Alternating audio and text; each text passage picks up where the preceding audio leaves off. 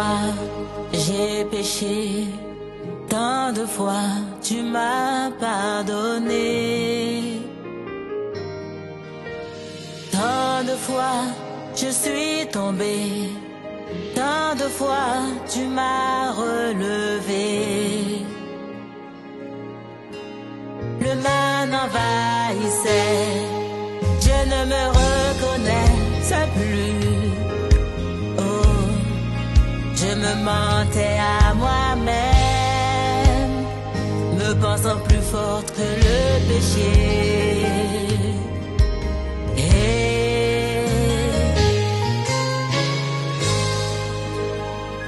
Pardon, pardon.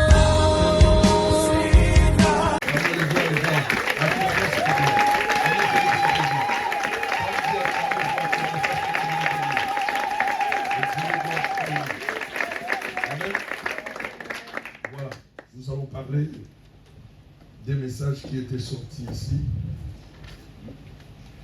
les mardis lorsqu'on était à prière. Et ce message-là disait: beaucoup viennent ici, mais leurs cœurs sont restés chez eux. C'est-à-dire quoi? Nous les voyons là, ils bougent. Il est en train de remuer aussi les lèvres, comme s'il est en train de prier, mais en réalité son cœur n'est pas ici. Alors le Dieu de gloire, lorsqu'il a fait sortir le message, il était dans la souffrance. Il disait: mais pourquoi vous quittez des distances? Pourquoi vous quittez très loin pour venir ici et ne faire que ce que vous êtes en train de faire là?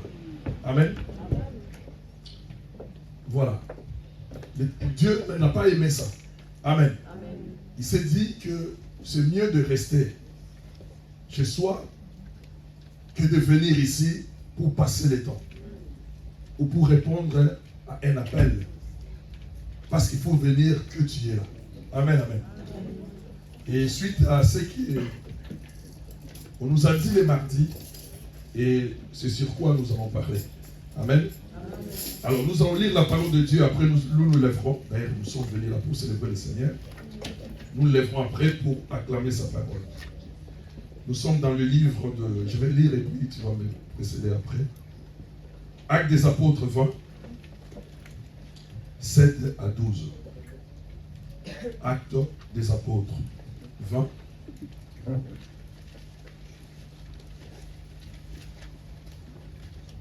« 7 à 12. Amen. Amen. Amen. Je vais lire au nom de Jésus. Amen. Les 7e jour de la semaine, nous étions réunis pour rompre les pains. Paul, qui devait partir le lendemain, s'entretenait avec les disciples.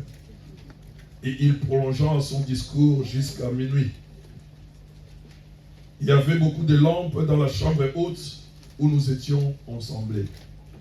Or, un jeune homme nommé Équitus, qui était assis sur la fenêtre, s'endormit profondément pendant les longs discours de Paul. Entraîné par le sommeil, il tomba du 3e étage en bas. Et quand on voulut le réveiller, il était mort. Mais Paul, étant descendu, se penchant sur lui et le prit dans ses bras en disant: ne vous troublez pas, car son âme est en lui. Quand il fit remonter, il rompit le pain et mangea, et il parla longtemps encore jusqu'au jour.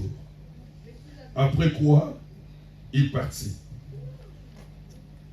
Les jeunes hommes furent ramenés vivants et se fit le sujet d'une grande consolation. Amen. Amen. Nous allons nous lever pour acclamer la parole de Dieu. Acclamer la parole de Dieu.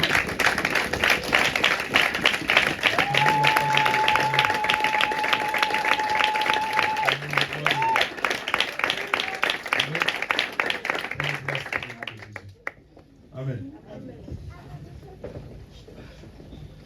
Je dis toujours, on ne vient pas ici pour passer le temps. Amen. Amen. Si c'est pour passer le temps, il vaut mieux rester chez soi. On vient ici pour gagner le temps en Jésus. Amen. Et nous voulons le gagner au maximum. Parce que chaque chose a un commencement et une fin. Un jour, le monde a commencé. un jour le monde finira. Un jour tu es né, un jour tu mourras. Il n'y a pas de choses éternelles. Même les diamants ne sont pas éternels. Parce que ça disparaîtra un jour. Rien n'est éternel, sauf l'éternel à lui-même, le Dieu de gloire. Amen, amen. La Bible dit les premiers jours de la semaine. Amen. Les premiers jours de la semaine, quand nous on grandissait, les premiers jours de la semaine, quand on regardait les calendriers, c'était le dimanche. On les mettait en rouge et les autres jours en noir. Mais les calendriers aujourd'hui, le dimanche est parti vers la fin. Mais les premiers jours de la semaine, c'est le dimanche. Amen, amen. Et les apôtres étaient réunis un dimanche. Amen, amen.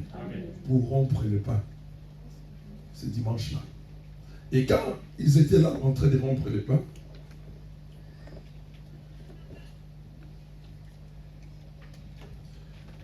il y a eu des choses que nous vous avons lues qui s'étaient passées. Les dimanches et les premiers jours, pour que tous les croyants puissent se souvenir de la mort du Christ. Amen, amen. Parce que ce jour-là, il était mort, mais ce jour-là, qu'il était ressuscité. Amen. La Bible nous dit dans le livre de Jean, 21er, là où nous sommes au premier, Marie de Magdala était venue dans la tombe pour chercher, pour oindre le corps de Jésus qui était déjà mort. Mais il a trouvé, la pierre était déjà enroulée, il a vu des linges par terre. Amen. Donc Christ n'était plus dans les tombeaux les premiers jours de la semaine. C'était le jour de sa résurrection. Donc nous chrétiens, nous ne pouvons pas commémorer les sabbats. Ça ne concerne pas les chrétiens. Parce que pendant le sabbat, le Seigneur était sous la terre. Amen. Était sous la terre d'une manière à dire qu'il est en train de mettre fin de toutes les choses légales qui se comportaient au sabbat. Il est en train de les annuler et de mettre de nouvelles choses en place, c'est-à-dire les premiers jours de la semaine. Amen. Amen. Dans les premiers jours de la semaine, ça devient un jour mis à part pour glorifier et célébrer le Seigneur. Cette journée doit être toujours sanctifiée. Cette journée doit être toujours magnifique. Lorsque tu commences à l'aborder dès le lever du jour, tu mets dans ton esprit, dans ton cœur, je vais aller célébrer le Créateur de toutes choses. Le Créateur de tout ce que je vois sous mes yeux. Il s'appelle le Seigneur des gloires. Amen, amen. Alors, maintenant tu vas nous lire Jean, toujours Jean 20, mais 19 maintenant.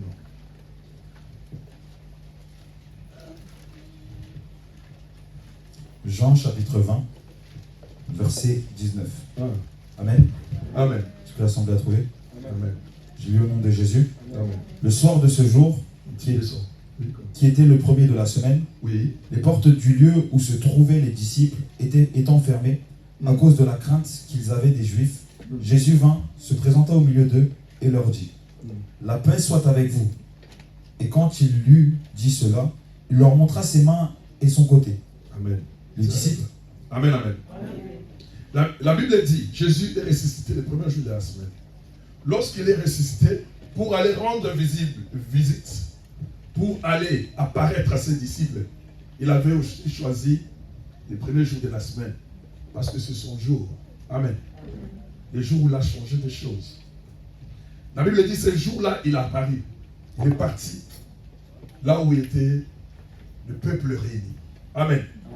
La Bible déclare l'endroit où ils étaient, c'était fermé. Amen.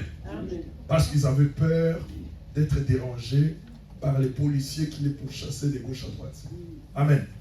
C'est à ce moment-là que Jésus apparaît au milieu d'eux. Amen, amen.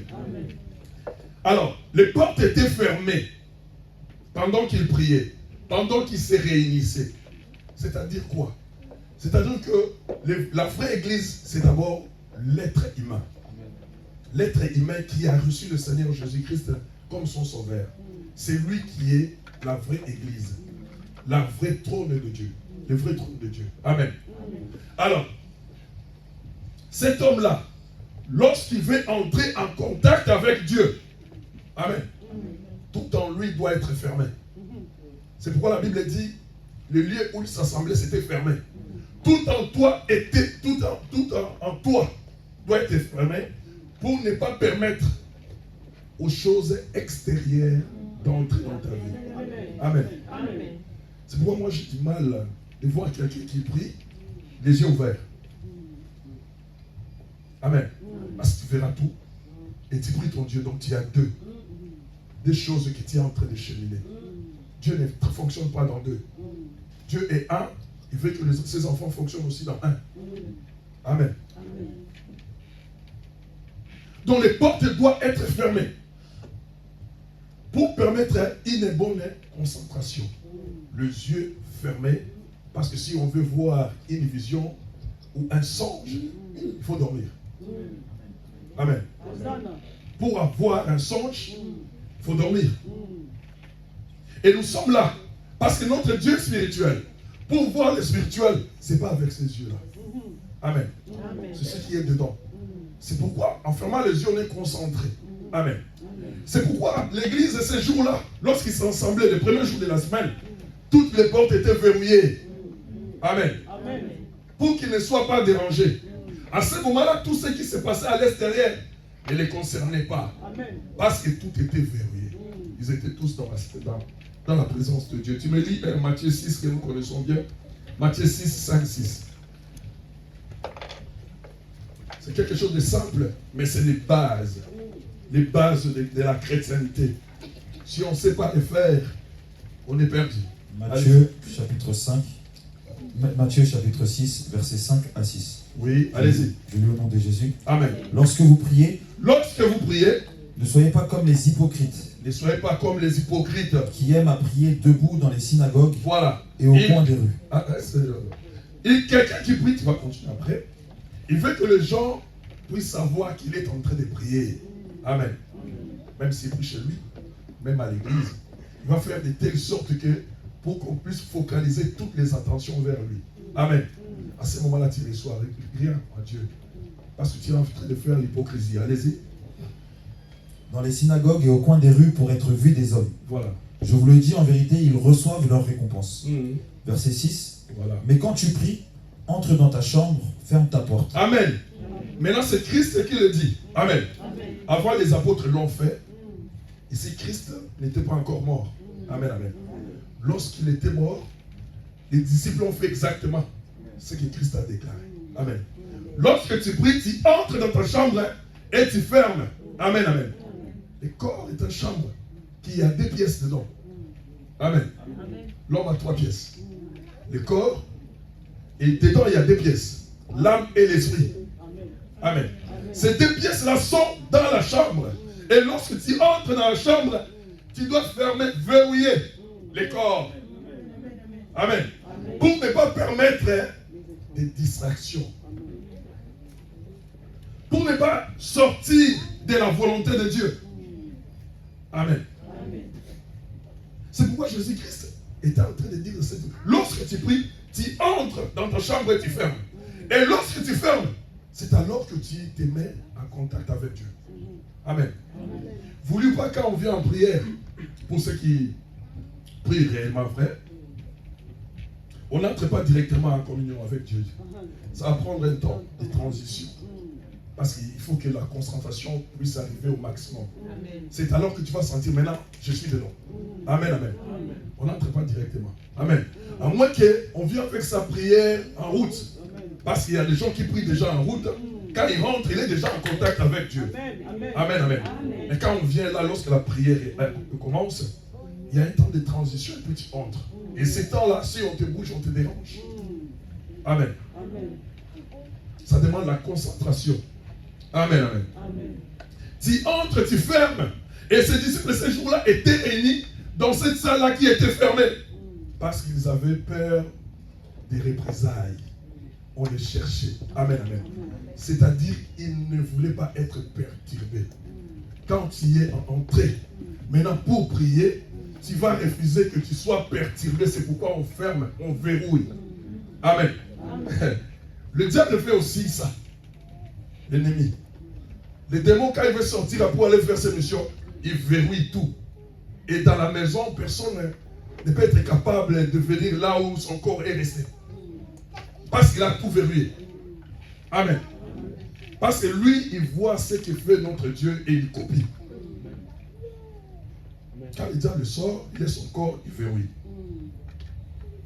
Afin que même ceux qui sont dans la maison ne puissent pas venir là où son corps qui est inerte. Et lui, il est ailleurs pour accomplir et faire ses missions. Amen. Alors, il verrouille.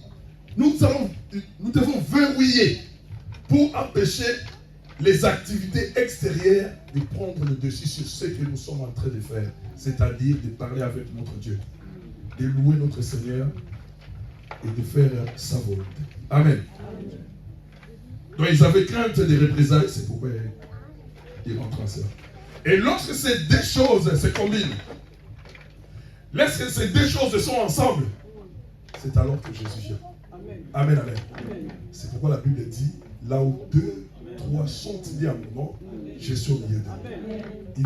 Il est au milieu des gens qui verrouillent, qui empêchent les choses extérieures règnent à eux, des pères qui puissent perdre cette, cette sensibilité-là. C'est alors que le Seigneur descend, maintenant pour accomplir son œuvre. Amen. Amen.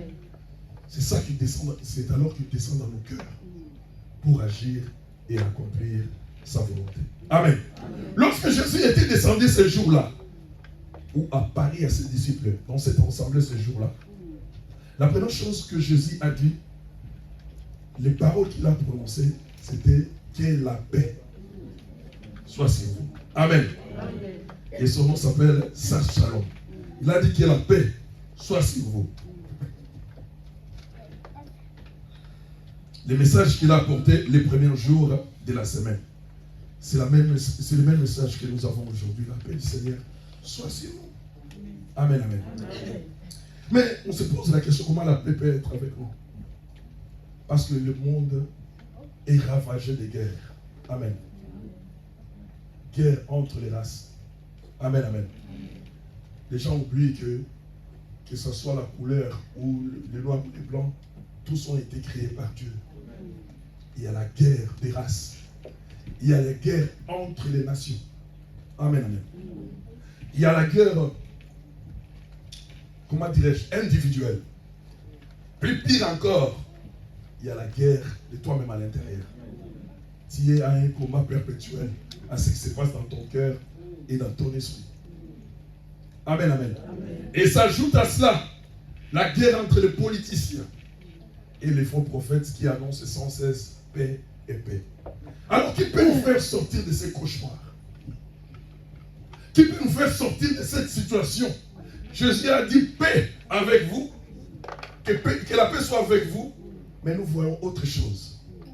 Amen, amen. Amen. D'abord, parce que nous vivons dans un monde qui n'est pas le nôtre. Le monde n'appartient pas aux enfants de Dieu, ça appartient au diable. C'est lui qui gère et contrôle toutes choses. C'est pourquoi les grandes décisions viennent de lui. Parce que c'est son monde. Amen, amen. Toutes les grandes décisions de ce monde. Alors, qui peut nous faire sortir de ces cauchemars? Qui peut nous faire sortir de cette situation? Amen, amen. Alors, nous allons lire Ephésiens 2. Lis-moi Ephésiens 2, 14. Ephésiens 2, 14.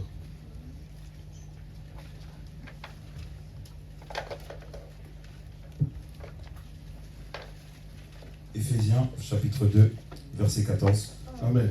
Je lis au nom de Jésus. Amen. Car il est notre paix, lui qui des deux n'en a fait qu'un, et qui a renversé le mur de séparation, l'inimité. Amen, amen. Acclamons encore le Seigneur. Acclamons le Seigneur de l'univers. Ephésiens 2, 14, il dit car Jésus est notre paix. Amen, amen, amen. Amen. Lui qui des deux n'en a fait que un. Amen. Il a brisé le mur de séparation. Notre paix, c'est lui. De deux, il en a fait un. Comment? Quel est ce deux-là? Amen.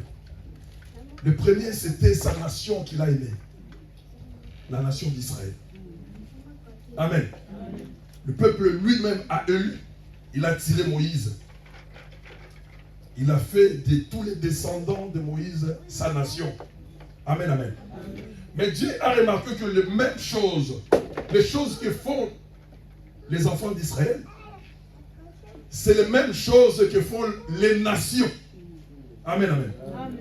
Il a dit, ça sert à quoi d'appeler cela mes enfants parce qu'ils font pareil que les autres.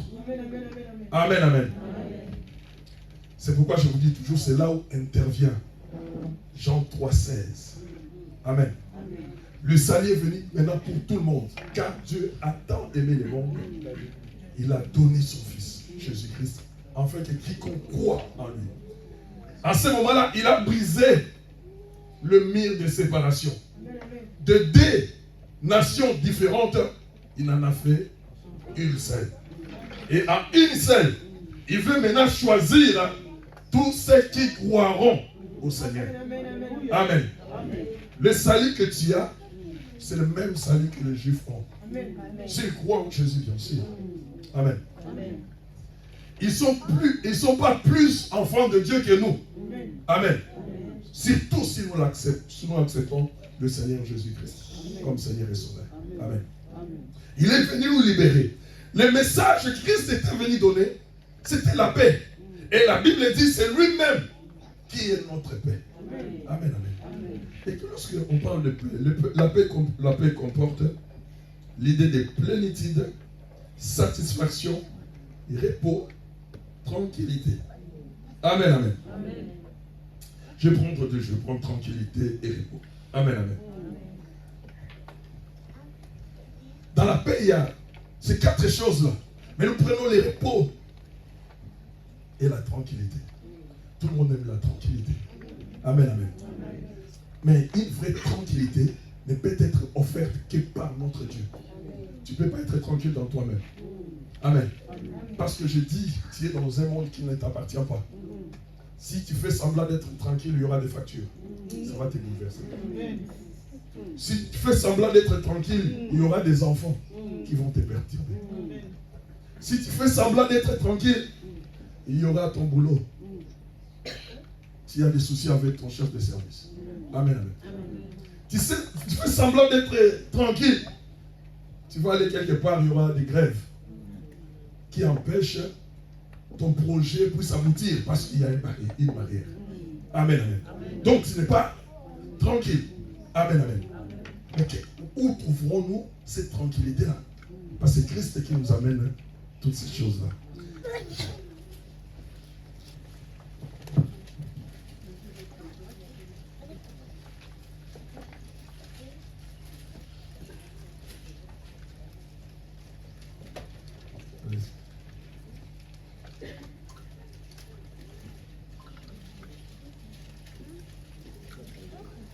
Philippiens 4, 6, 7. Ne vous inquiétez. Verset que tout le monde connaît.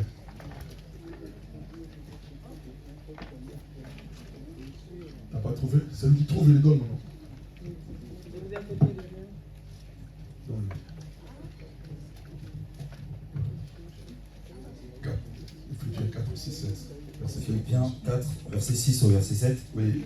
Ne vous inquiétez de rien, mais en toute chose, faites connaître vos besoins à Dieu, par des prières et des supplications avec des actions de grâce. Allez-y. Et la paix de Dieu qui surpasse toute intelligence, gardera vos cœurs et vos pensées en Jésus-Christ. Amen, amen. Amen, amen. Parce que le monde ne nous appartient pas. Celui qui va nous donner la tranquillité, il nous dit, il nous donne ce qu'il faut.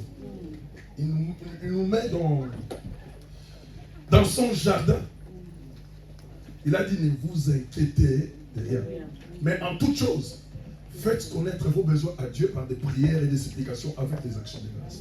Et la paix de Dieu qui surpasse toute chose va ramener vos cœurs en Jésus-Christ. Amen, amen. Ici, Dieu nous invite. Écoutez-moi très bien. Dieu nous invite à faire de tout. De tout ce que nous allons avoir dans notre vie, des sujets de prière. Est-ce que vous comprenez? Il nous invite de faire de tout un sujet de prière. Quel que soit le problème que tu peux avoir, quel que soit le souci qui peut être devant de toi, pour toi tu le fais un sujet de prière. C'est alors que tu seras tranquille. Amen. Peu importe la manière que Dieu va répondre. Parce que toute prière, Dieu exauce. Toute prière des enfants de Dieu. Mais la manière de l'exaucement ne dépend que de lui. C'est pourquoi nous allons faire que la prière, nous allons prier, demander des choses, afin que Dieu lui-même, dans son amour, qu'il fasse ce qu'il veut pour nous mettre dans la tranquillité. Amen. Et si nous faisons ainsi,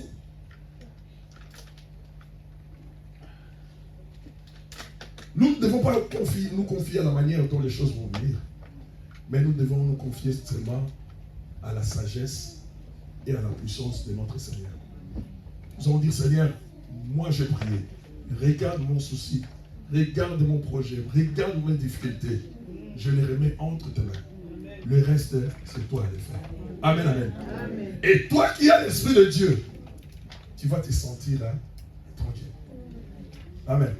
Tu sais que le Seigneur va faire le tout.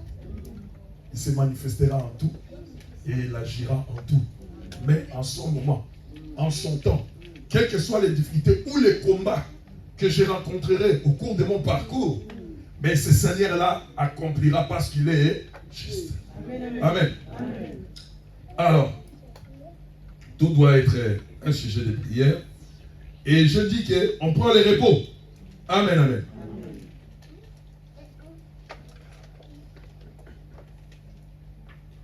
Pour avoir les repos, il fallait que Christ fasse un travail dans nos vies. Quelqu'un qui est en repos, c'est-à-dire Christ a fait un travail. Le travail que Christ a fait dans ta vie, c'est d'abandonner le mal, d'abandonner les mauvaises choses et de lui laisser seul conduire ta vie. Amen, amen. Pourquoi? Parce que Christ t'a justifié. Toi qui étais pécheur, toi qui étais fautif, Christ t'a présenté devant Dieu comme un saint. Et à partir de ce moment-là, tu es capable de te présenter devant Dieu, toi aussi, pour que Dieu écoute ta prière.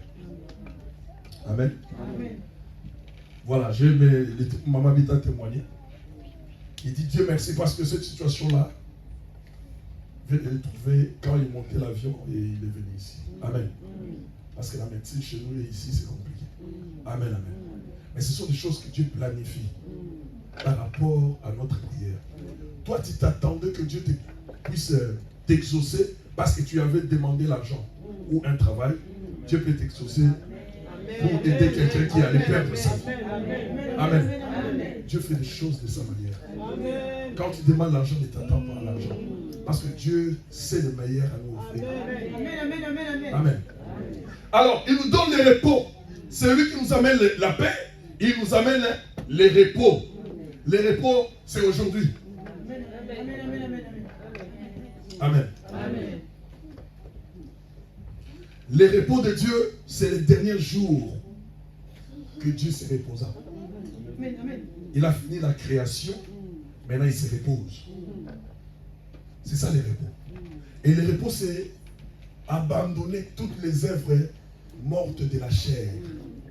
Abandonner ta manière de vivre. Ta façon de faire des mauvaises choses. Tu dois l'abandonner pour te donner entièrement au Seigneur Jésus. Amen. C'est à ce moment-là que la personne peut se dire que je suis au repos. Amen. Parce que Dieu lui-même va chercher. C'est pourquoi je dis, nous venons dans Jean 3,16, car Dieu a tant aimé le monde, il a donné. Donc c'est-à-dire les jours de repos, Dieu lui-même est sorti de son confort. Parce que l'homme avait péché. Dieu est sorti de son repos pour aller chercher l'homme et le mettre au repos et lui-même continue à travailler. C'est pourquoi Jésus dit, mon Père travaille, moi aussi je travaille. Amen. Alors, la justification c'est quoi? C'est l'acte par lequel les croyants est devenu juste et acceptable devant Dieu parce que Christ a porté son péché sur la croix. Amen. Alors, pendant que ce message-là, que ce que nous sommes en train de dire, passait, c'est alors un certain Éticus dormait. Pendant que nous sommes en train de prêcher là, il y avait quelqu'un qui dormait. La réunion était au 3e étage, nous sommes au 1er. Amen. Lui, il dormait. Mais je parie, tout le monde sera d'accord avec moi, si Paul était là devant, prêcher, personne n'allait dormir. Hein? On est d'accord? Non, c'est l'hypocrisie. Ce que nous prêchons là, c'est Paul. Amen. Amen. Amen. C'est Paul qui l'a écrit. Amen. Amen. Mais les gens dorment. Tu vois, hypocrisie. Vous voulez voir Paul en chair et en os. Vous voulez voir Jésus en chair et en os. Vous ne le verrez plus. Vous ne le verrez plus si vous ne conformez pas aux choses de Dieu. Amen. Amen. Alors pendant que la prédication était dans sa chaleur, la Bible dit, il a commencé le soir et il est allé vers minuit. Et la Bible continue, il a terminé au jour. Amen. Les choses de Dieu, on ne les limite pas par les temps d'un être humain. Amen. Amen. Amen. Personne n'a la capacité de cerner ce que Dieu veut faire pour son peuple. Dire qu'on commence à midi pile, on termine à 14h pile. Mais si l'esprit est là, il va te montrer que le temps que tu as fait, c'est pour toi. Amen. Mais moi, le Seigneur, je veux ça, ça, ça. Le Seigneur peut te dire, je veux qu'une minute seulement. Comme il peut te dire, allez plus loin. Comme il peut te dire, restez dans les cadres. Amen. Nous ne gérons pas le Seigneur. C'est lui qui nous gère. Nous sommes des gens. Amen.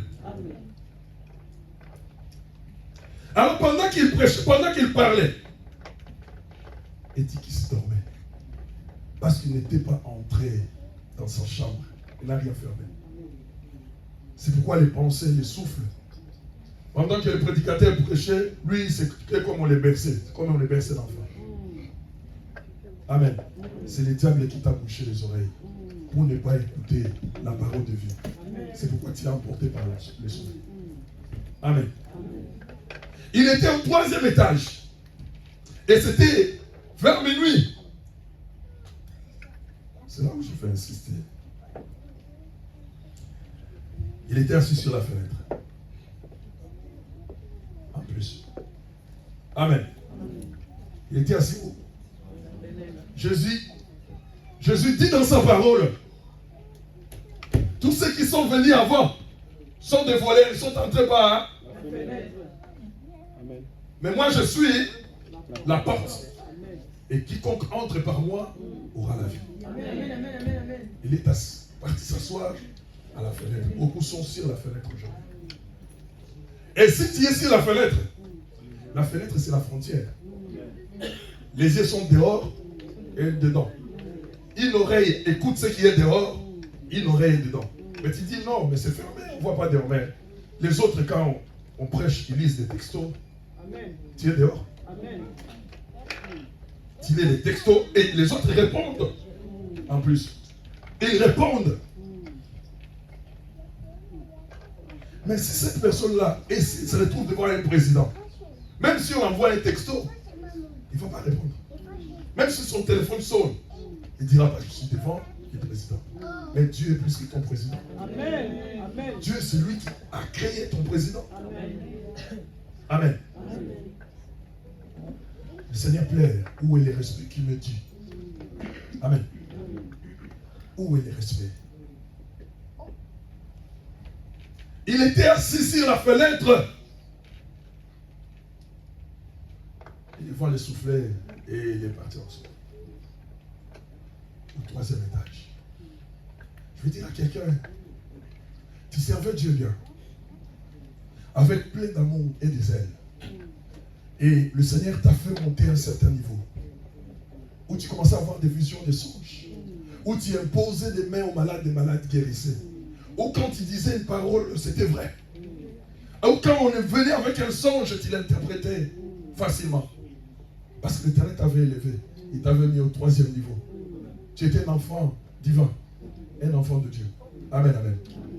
À cause de la distraction, à cause du sommeil, tu es tombé au niveau 0. Ce jour-là, Équitis est tombé. Du 3e au rez-de-chaussée 0. Amen, amen. Et effectivement, je ne suis pas mauvais. Mais premier niveau, tu as des soucis. Mais 3e. Amen. 3e. Effectivement, il devait mourir. Amen, amen. Mais je vais vous dire quelque chose. Le Dieu que moi je sers, le Dieu que moi je connais, dans sa présence, il n'y a pas la mort. Amen. Dans la présence de Dieu, il n'y a pas la mort. Parce que lui, il a vaincu la mort et il est la vie. Amen, amen. Et comme il y avait quelqu'un qui était loin, rempli de la présence de Dieu, qui s'appelait Paul, était là. La Bible dit il est descendu. Amen, amen. C'était le jour où il prêchait beaucoup de choses. Et il y avait aussi la Sainte Seine, parce qu'il y avait la fraction du pain. Il a dit descendons, je vais aller la voir là-bas. Amen.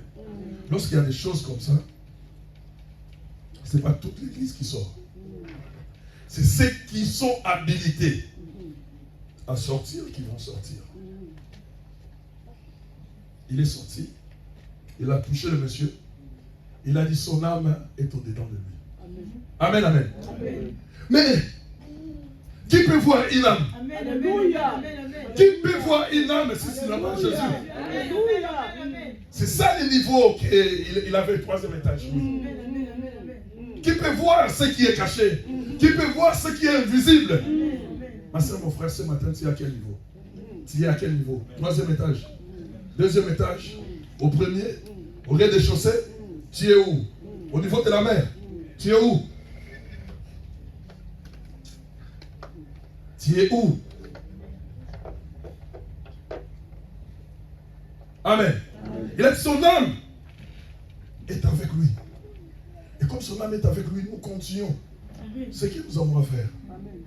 Ils l'ont pris, on l'a mis dans la présence de Dieu. Là où les enfants de Dieu prient, c'est là où il y a la présence de Dieu. Et là où il y a la présence de Dieu, c'est là où il y a la vie. On l'a laissé là. Dans la présence de Dieu, parce que tout ce qui se faisait ce jour-là, c'était les jours magnifiques, les jours du Seigneur. Dimanche, c'est le jour du Seigneur. Le livre d'Apocalypse, c'est lui qui l'a écrit, il l'a écrit dimanche. On peut lire Apocalypse 1:10. Amen. Apocalypse chapitre 1, verset 10. Allez-y, le jour du Seigneur, allez-y. Je fus ravi en esprit au jour du Seigneur. Amen. On arrête là. On peut continuer, mais dans certaines Bibles, on dit le jour dominical. Amen. Paul, Jean, apôtre de Christ, j'étais ravi en esprit les jours du Seigneur. Aujourd'hui, c'est le jour du Seigneur. Le premier jour de la semaine. Donc, Jean, à l'île de Patmos, il a reçu la révélation d'Apocalypse de ce monde-là, de ce qui viendra après les jours du Seigneur. Amen, amen. Un jour du Seigneur aujourd'hui. Un jour spécial que le Seigneur a mis à côté. Pour que ses enfants se rassemblent et qu'ils partagent le pain. Le pain, c'est la parole. Amen. C'est ça qui donne la vie. C'est ça qui nous libère. Il est tombé comme dans la présence de Dieu, il n'y a pas la mort. Paul le savait. Et il a commencé à prêcher. Il a repris son discours sans s'occuper de monsieur qui est à côté. Amen, amen. Ma soeur, mon frère, les choses de Dieu, il n'y a pas quelqu'un qui peut s'élever sans cette chose-là. Sans moi, ça ne marchera pas, ça n'existe pas. Si je ne chante pas aujourd'hui, c'est mort, ça n'existe pas. Si je ne viens pas aujourd'hui, c'est mort, ça n'existe pas. Aujourd'hui, il y a 2 personnes à l'église, donc l'église, ça n'existe pas. Ceux qui sont avec Dieu sont toujours dans la majorité. Parce que Dieu lui-même est majorité. Amen. Amen. Amen. On acclame le Seigneur.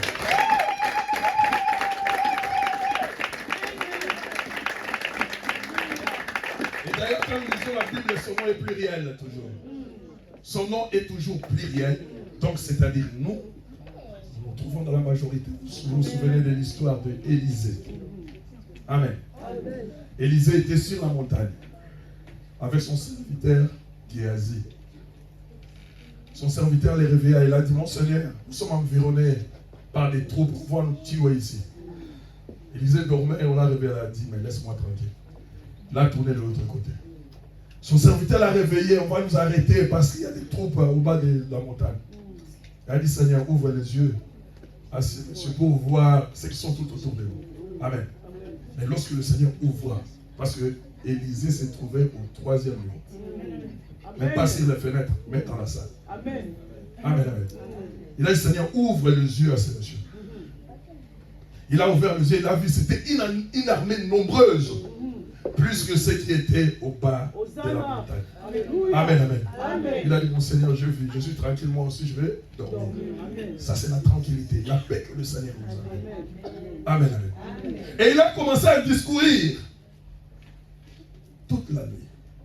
Et les jours, la Bible dit, il arriva au jour, je crois. Ils sont arrivés le jour, allez 10, je crois. 20, 10, je crois.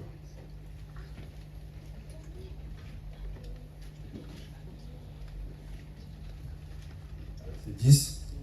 Mais Paul, étant descendu, se pencha sur lui, le prit dans ses bras en disant, ne vous troublez pas, car son âme est en lui. Oui. Quand il fut remonté, il rompit le pain et mangea, et il parla longtemps encore jusqu'au jour. Il parla longtemps encore jusqu'au jour. Ils ont commencé la nuit, et la nuit est finie, on entre dans un autre jour. Amen. Il s'est occupé premièrement de la parole de Dieu, des choses de Dieu. Si tu veux, si nous voulons que Dieu s'occupe de nous, occupons-nous des choses de Dieu. Amen. Même Jésus, en venant dans le monde, sa mission n'était pas encore accomplie, mais il était pressé. Amen. À l'âge de 12 ans, il s'est dérobé au regard de ses parents, il se retrouva au temple. Amen. Ses parents l'ont cherché, à gauche, à droite, l'ont cherché. Et en fin de compte, ils l'ont retrouvé. Il a dit, mais il fallait que je m'occupe des affaires de mon père. Amen. Il a voulu anticiper. Si tu t'occupes des affaires de Dieu, le Seigneur t'occupera de ta maison, de ton couple, de tes enfants, de ton travail, de tes activités, de tes projets. Pourquoi? Parce que toi, tu mets l'Éternel devant toutes choses. Si tu mets l'Éternel derrière, l'Éternel aussi attendra jusqu'à ce que tu te casses la gueule. Et tu reviens à lui, il te dit voilà. Amen. Amen. Mettons Dieu avant. Amen. Amen. Et nous verrons sa grandeur. Alors, je suis à la fin. Lorsqu'il a terminé, le jour où il a terminé son discours, c'est alors que cet homme-là était ramené à la vie. Parce que ce que disait Paul n'était pas encore fini. Aussi longtemps que Christ n'est pas encore complet, aussi longtemps que le corps de Christ n'est pas encore à sa place, Amen. La résurrection des morts n'aura pas lieu. Amen. Avant qu'il y ait résurrection, avant que nous quittions ce monde pour aller vers Christ, il faut que son corps soit accompli. C'est-à-dire tout fidèle, tout croyant puisse avoir sa place dans l'arche, dans les bateaux, dans les corps qui est le corps de Christ. C'est alors qu'il y aura la résurrection ou l'enlèvement du peuple de Dieu. Amen, amen. Lorsque Paul a terminé, c'est-à-dire tout est accompli, il devait se réveiller parce que la mission est accomplie. Lèvons-nous et acclamons le Seigneur, le roi de gloire. Acclamons le Dieu de Dieu, le Seigneur de l'univers.